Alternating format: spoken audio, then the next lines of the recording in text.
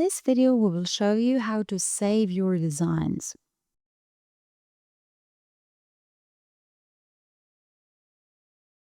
Okay, the easiest way to save a design is by pressing the Save button.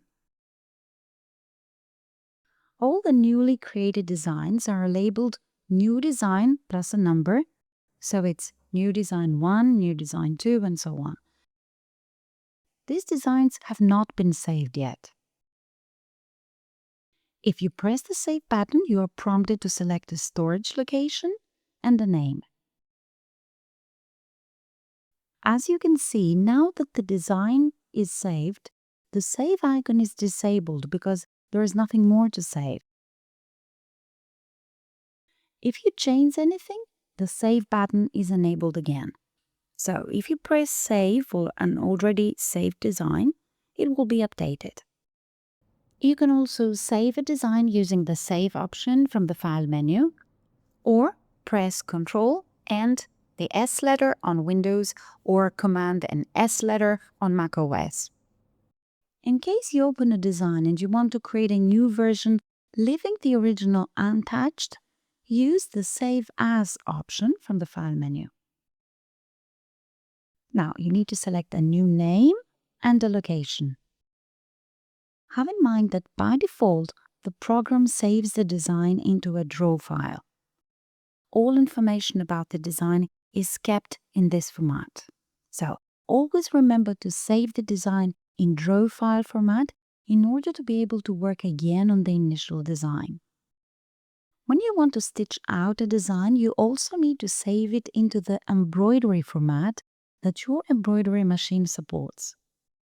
To do so, you need to use the Save As option, and from the Save dialog, expand the list of the available formats and select the one that is suitable for your machine. For example, we will export to a GEF format. A summary dialog appears to confirm that the file was saved correctly. As already mentioned, the embroidery formats do not keep artwork, color, and stitch type information as draw files do. They only keep stitch coordinates, so they are not suitable for later editing. Finally, it's nice to know that there's a special option on the standard toolbar to export a design directly into a USB storage device. So, plug a USB storage device, choose the Export USB Storage option, and select the storage device from the list of drives. In case that your machine needs a special folder structure in order to read the files, you will be prompted to prepare the drive accordingly.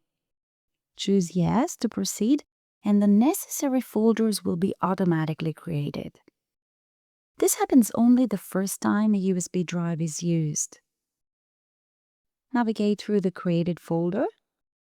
Notice that for some machines, you may be able to create folders, thus organize your designs. In this case, you can also rename folders and, of course, delete unnecessary ones. Now you need to provide a name for the design and select the file type. In this list, you can see only the file type supported by your machine, so that you're not confused with unnecessary information. Once you're ready, press Export to proceed. Your design is ready to go for production.